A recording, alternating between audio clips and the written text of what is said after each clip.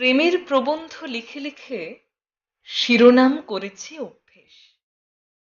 কারো জীবনের উপন্যাস হয়ে যায় মহাকাব্য, কারো জীবনের ছোট গল্প হয়ে যায় বৃন্দ কবিতা, কারো জীবনের শূন্যতা হয়ে যায় শামুক, পায়ে পিষে মাটি হয় নীরবে অগোচরে।